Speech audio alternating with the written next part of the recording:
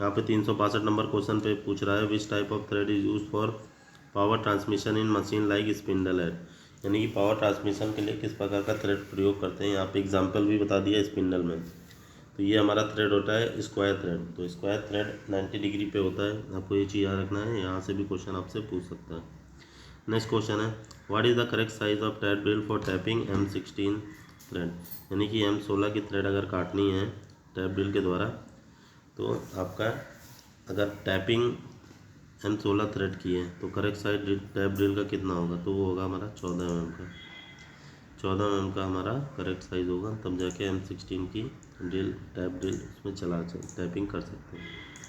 Next question है 364 number का। यहाँ पूछ रहा है thread in a job shown as M10 1.5 what is the 1.5 in it, यानी कि अगर M10 की थ्रेड है तो इसमें इंटू ये लिखा है 1.5, तो ये क्या दर्शाता है, ये हमारा दर्शाता है पिच ऑफ द थ्रेड, तो ये हमारी पिच हो जाएगी। नेक्स्ट क्वेश्चन है which of the following tool angles control the chip formation in a plain turning operation, जो प्लेन टर्निंग ऑपरेशन होता है तो उसमें एक एंगल दिया जाता है तो वो चिप्स को कंट्रोल करता है। उस एंगल का क्या नाम होता है दोस्तों, वो उसका एंगल का नाम होता है टॉप रैक एंगल।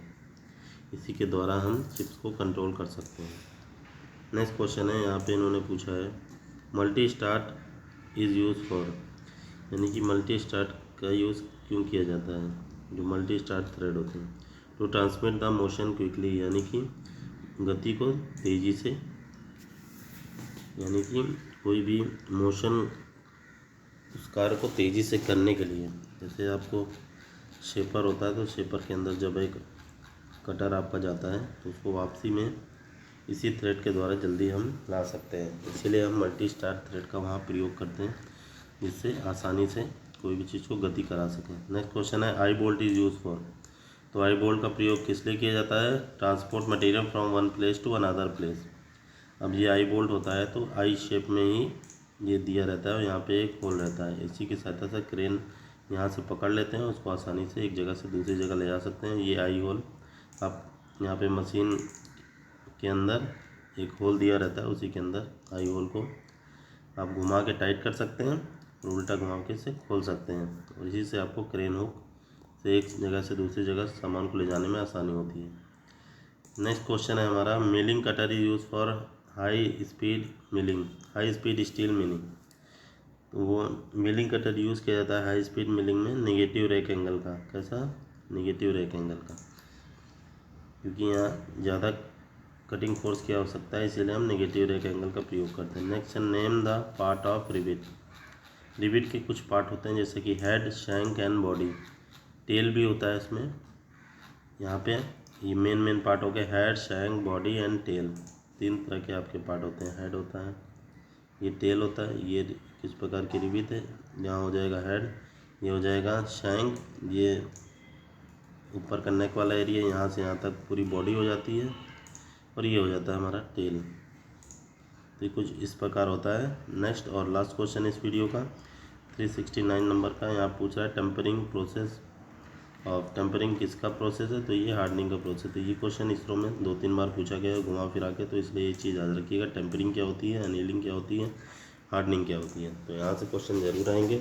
बाकी अगर कोई भी डाउट है इस पर मैं एक सिंपल वीडियो बना दूंगा जिससे सारी चीज़ें आपकी क्लियर हो जाएंगी। तो 70 नंबर का external thread can be cut by, यानी कि एक्सटर्नल थ्रेड काटने के लिए किसका प्रयोग करते हैं, इस तो हम प्रयोग करते हैं डाई का। यहाँ से क्वेश्चन बहुत पूछा जाता है इंटरनल थ्रेड और एक्सटर्नल थ्रेड। एक्सटर्नल थ्रेड की बात होगी कट करने के लिए तो हम डाई का प्रयोग करेंगे, और जब भी इंटरनल थ्रेड की बात होगी कटिंग करने के लिए तो हम टैपिक का प्रयोग करेंगे। यहाँ से बहुत क्वेश्चन आते हैं। चलिए दोस्तों नेक्स्ट क्वेश्चन देख लेते हैं। In comparison of drill sleeve drill socket is, अगर कंपेयर किया जाए ड्रिल स्लीव को ड्रिल सॉकेट से तो इसमें से कौन सा बड़ा होगा, तो जो हमारा drill sleeve in comparison of drill sleeve drill socket is, तो ड्रिल सॉकेट हमारा बड़ा होगा। सॉकेट से ही आप समझ सकते हैं कि ये बड़ा साइज़ का होगा, स्लीव एक छोटा साइज़ का रहता है।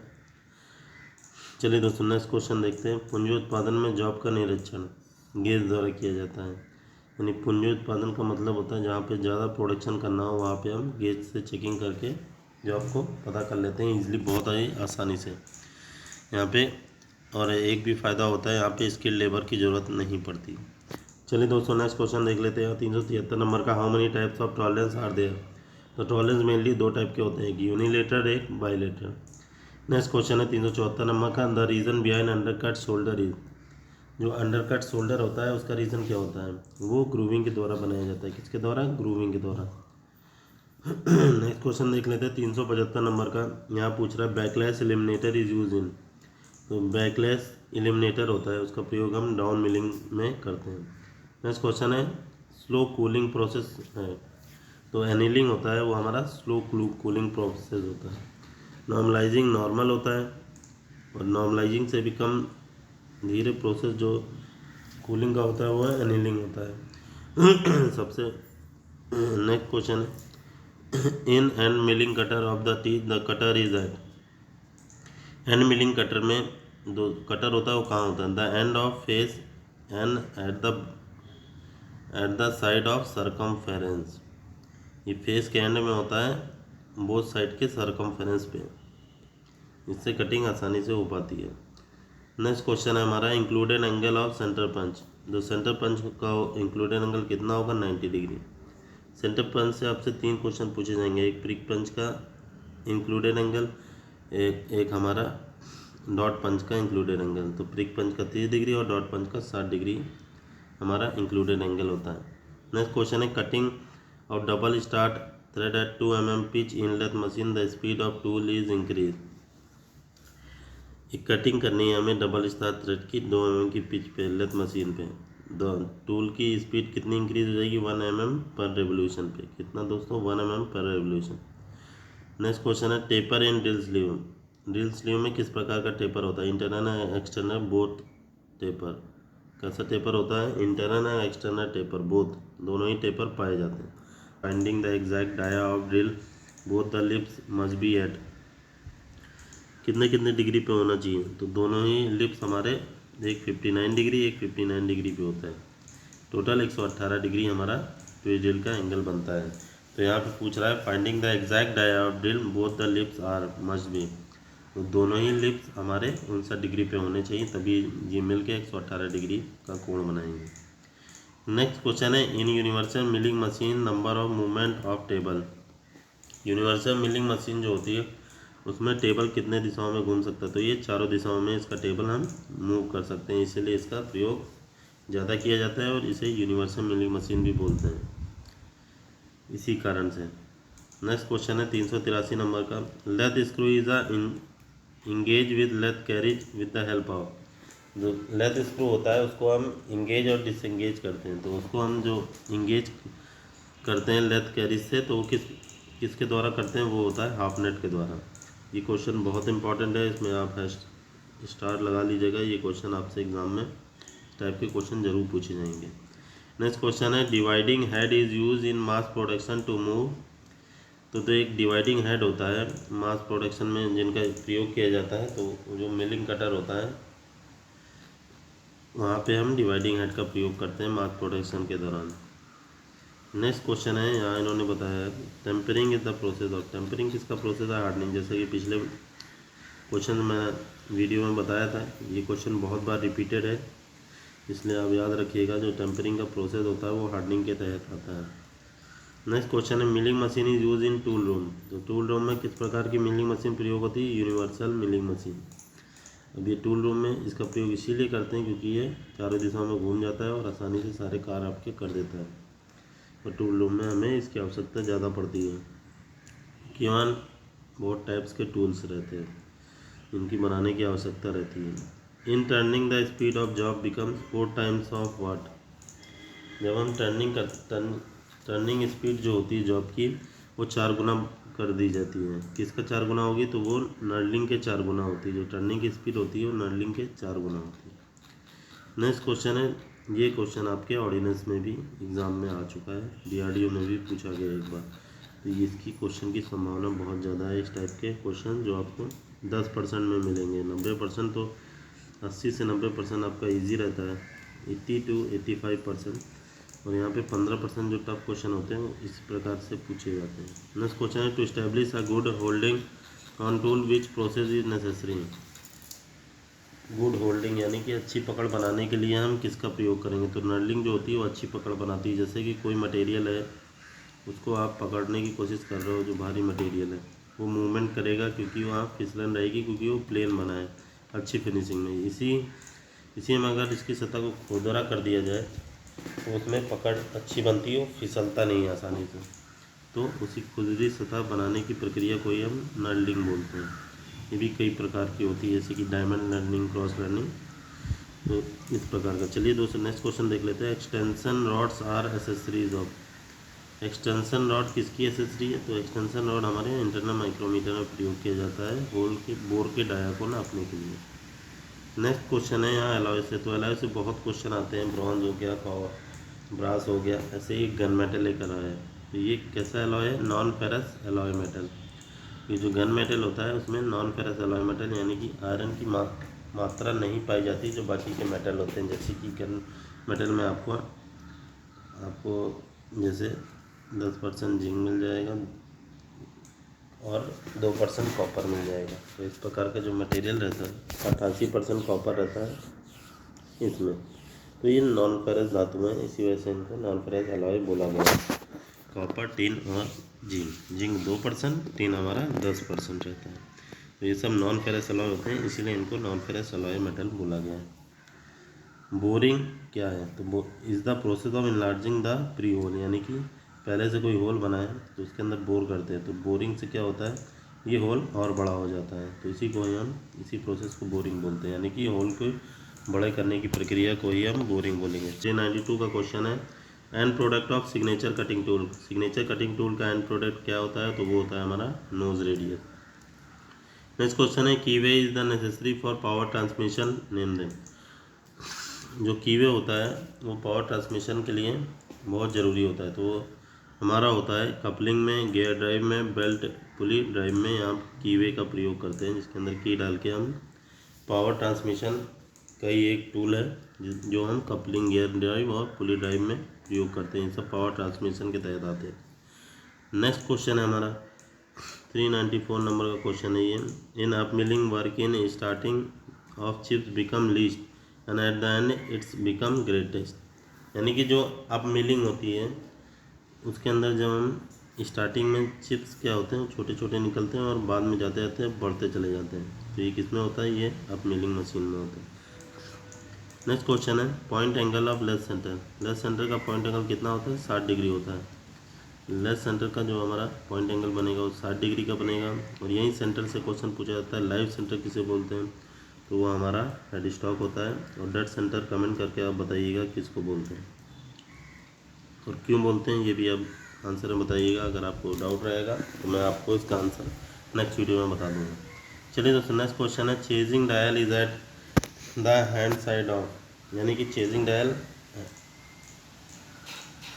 राइट हैंड साइड होता है। किसके होता है? वो होता है एप्रन के राइट हैंड साइड होता है चेजिंग डायल। नेक्स्ट क्वेश्चन है एसेसरीज ऑफ लेथ। तो लेथ की एसेसरीज होती हैं हमारी स्टडी रेस्ट, जो होता है हमारी लेथ की ही एसेसरीज है। चलिए दोस्तों नेक्स्ट क्वेश्चन आ जाते हैं hobbing. Hobbing machine is use for mass production for what? Hobbing machine जो होती है वो किसके मास प्रोडक्शन के लिए यूज़ की जाती है? हेलिकल गियर के मास प्रोडक्शन में हम हबिंग मशीन का प्रयोग करते हैं। नेक्स्ट क्वेश्चन है small drill which are not able to measure are measure by. जो स्मॉल ड्रिल होती है उससे हम किस चीज़ को मेज़र नहीं कर सकते, तो वो होता है हमारा ड्रिल गेज। जो स्मॉल ड्रिल होती है वो हमारे ड्रिल गेज को मेज़र नहीं कर सकते।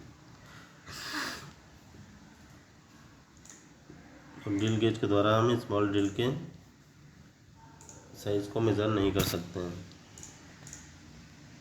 नेक्स्ट क्वेश्चन लास्ट क्वेश्चन है हमारा machine that can move more than one surface is. ऐसी मशीन का नाम बताइए जो 1 से 2 सरफेस में मूव करती है। तो होती है प्लानो मिरर। जो प्लानो मिरर होती है वो मोर देन वन सरफेस पे मूव करती है। The most cutting speed of which material. सबसे ज़्यादा कटिंग स्पीड कौन से मटेरियल की होती है? तो वो होती है एल्युमिनियम की। अब इसकी कटिंग स्पीड कितनी होती है इसके कमेंट करके बताइएगा, मैं आपको आंसर नेक्स्ट वीडियो में बताऊँगा। नेक्स्ट क्वेश्चन है after drilling which expression is done.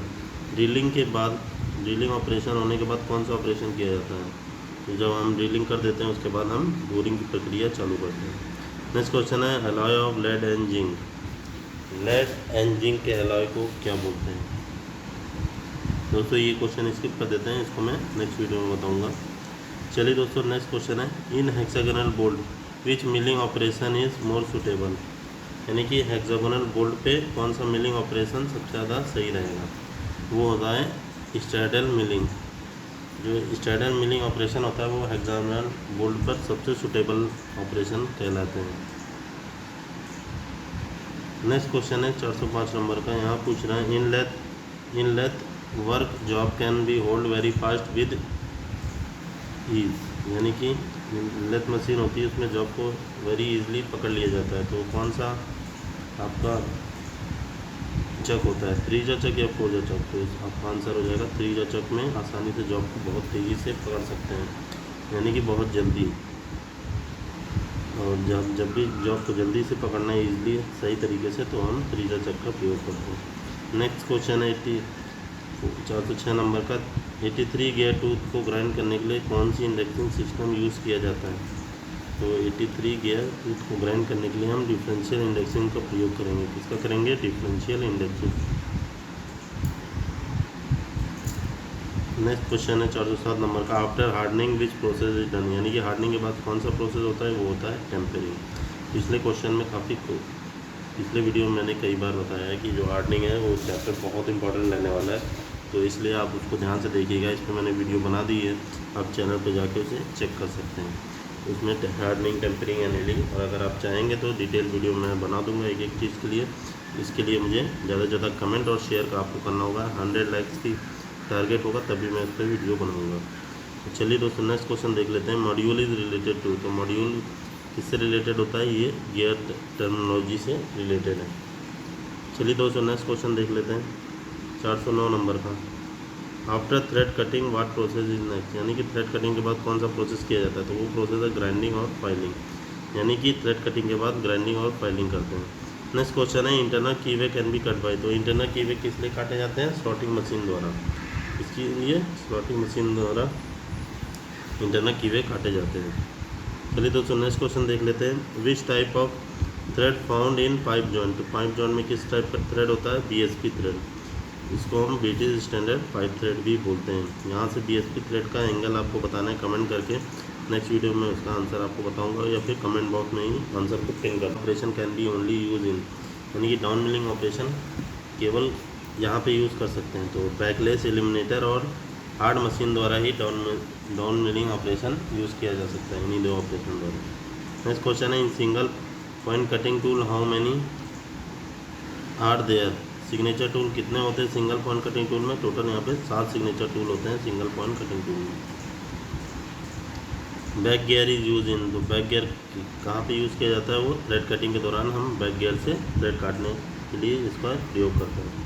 Next question है हमारा, is an example of drilling work. तो ड्रिलिंग वर्क का कौन सा एग्जाम्पल है? तो ट्रिपैनिंग भी एक ड्रिलिंग वर्क का एग्जाम्पल है, जो कि फ्लाई कटर द्वारा इसका काम किया जाता है। नेक्स्ट क्वेश्चन है, in chipping which type of chisel is use, यानी कि चिपिंग करने के लिए कौन सी चीजल यूज़ करेंगे? तो वहाँ पे हम कोल्ड चीजल यूज़ करते हैं। तो चीजल भी हमारे दो प्रकार की, हॉट चीजल और कोल्ड चीजल होती है। तो कोल्ड वर्किंग के लिए हम कोल्ड चीजल का प्रयोग करते हैं। चलिए दोस्तों नेक्स्ट क्वेश्चन देख लेते हैं 17 नंबर का। यहाँ इन्होंने बोला, in mass production direction to milling cutter are given by, यानी कि मास प्रोडक्शन के दौरान मिलिंग कटर के डायरेक्शन किसके द्वारा दिया जाता है? वो टेम्पलेट के द्वारा उसका डायरेक्शन दिया जाता है, और टेम्पलेट के द्वारा ही यहाँ पे कटिंग की जाती है। नेक्स्ट क्वेश्चन है, 30 metre per minute cutting speed of a job with length 40 centimetre, what is the spindle speed. यहाँ पे इन्होंने पूछा है स्पिंडल स्पीड कितनी होगी जब उसका cutting speed 30 metre per minute दिया हुआ है और उसकी जॉब की लेंथ है 40 सेंटीमीटर। तो यहाँ पे कटिंग स्पीड का फॉर्मूला आप रख सकते हैं, जो हो जाता है cutting speed equal to πdn/1000। बहुत इंपॉर्टेंट फॉर्मूला है, इसको आप याद रखिएगा। नेक्स्ट फिर इसके बाद कटिंग स्पीड की जगह 30 रख देंगे, जैसे कि यहाँ दिया हुआ है। इसके बाद हम पाई की जगह पाई की वैल्यू 22/7 गुणा कर देंगे इसको। इसकी लेंथ 40 दी है, तो यहाँ पे आप देख सकते हैं, यहाँ पे डाया 40 दिया है तो 40 सेंटीमीटर। और यानी कि स्पिंडल का रेवोल्यूशन, तो ये हमको पता नहीं है, तो इनको ऐसे ही रख देंगे। बाकी इसमें जब हम कट करते हैं तो आप देख सकते हैं यहाँ पे 30 22/7 40 डी की जगह और एन की जगह एन रख दिया, नीचे 1000 था, क्रॉस मल्टीप्लाई किया। क्रॉस मल्टीप्लाई करने के बाद कुछ इस तरीके से ये आपका समीकरण बन गया। इसके बाद इसको सॉल्व किया n के बराबर, इसके बाद आपका आंसर आप दे सकते हैं। यहाँ पे नीचे आपका आंसर आ गया। दोस्तों ये आपका answer. Multiple tooling layout is present in, तो मल्टीपल टूलिंग लेआउट होता है तो वो किसमें प्रेजेंट होता है? कैप्स्टन लेथ में, प्लानर में और प्लानो मिलर, यानी कि तीनों में ही आपका मल्टीपल टूलिंग लेआउट प्रेजेंट रहता है, कैप्स्टन लेथ, प्लानर और प्लानो मिलर में। नेक्स्ट क्वेश्चन है 420 नंबर का, cylindrical job can be supported by, तो सिलिंड्रिकल जॉब हमारी वी ब्लॉक में सपोर्ट किया जाता है। जितने भी सिलिंड्रिकल जॉब होते हैं उनको वी ब्लॉक में ही हम सपोर्ट देने का काम करते हैं। वी ब्लॉक में ये आसानी से फिट हो जाते हैं। इनका एंगल आप कमेंट करके बताएंगे, मैं पिन कमेंट कर दूंगा जिसका आंसर सही होगा। सबसे पहले आप देख लेते हैं 421 नंबर का, in milling machine which type of standard taper is use, तो मिलिंग मशीन में कौन सा स्टैंडर्ड टेपर यूज़ किया जाता है? ब्राउन एंड शार्प पेपर हमारे मिलिंग मशीन में यूज़ किया जाता है। स्टार लगा दीजिएगा, बहुत इंपॉर्टेंट क्वेश्चन है आपके आंसर के एग्जाम में, 100% चांसेस है इसके आने के। नेक्स्ट क्वेश्चन है, in grooving which type of feed is needed, तो ग्रूविंग के दौरान कौन सी फीड यूज़ होती है? क्रॉस फीड का हम प्रयोग करते हैं लेथ मशीन से। यहाँ पे सबसे ज़्यादा क्वेश्चन आपके आने वाले हैं, 10 क्वेश्चन आपको लेथ मशीन से मिलेंगे ही मिलेंगे इस एग्ज़ाम में। चलिए दोस्तों नेक्स्ट क्वेश्चन है, लोडिंग इज़ रिलेटेड टू, तो लोडिंग किससे रिलेटेड है? ये ग्राइंडिंग व्हील में लोडिंग हो जाती है, जब जॉब की घिसाव कम होने लगता है तो वहाँ पे लोडिंग हो जाती है। नेक्स्ट क्वेश्चन है, in which process zinc chloride is mainly use as flux, तो जिंक क्लोराइड फ्लक्स के तौर पे कभी यूज़ किया जाता है? तो वो सोल्डिंग के दौरान हम जिंक क्लोराइड में जिंक फ्लक्स का यूज़ करते हैं। तो जिंक क्लोराइड हमारा फ्लक्स के तौर पे सोल्डिंग में यूज़ होता है।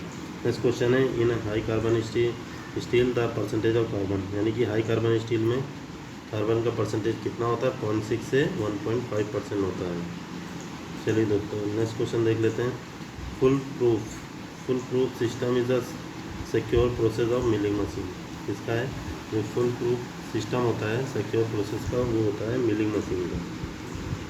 Name the job supporting tool, तो जो जॉब को सपोर्ट करता है उस सपोर्टिंग टूल का क्या नाम होता है? वो होता है हमारा स्टेडी रेस्ट, यानी कि जॉब को स्थिरता प्रदान करने का काम करता है, इसे सपोर्ट भी हम बोल सकते हैं। नेक्स्ट क्वेश्चन है यहाँ पे, in thumb rule the tap drill can be measure by, thumb rule में टैप ड्रिल कैसे मेज़र किया जाता है? 0.8 डाया का 0.8 थंब रूल होता है, उसमें टैप ड्रिल को हम जब भी मेज़र करेंगे तो 0.8 यानी कि 0.8 को गुणा कर देंगे उसके डाया से, और जो डाया होगा हमारा होल का डाया होगा। चलिए दोस्तों वीडियो अच्छी लगी तो प्लीज़ एक लाइक और चैनल को सब्सक्राइब कर लीजिएगा। मिलते हैं नेक्स्ट वीडियो में। ओके, जय हिंद।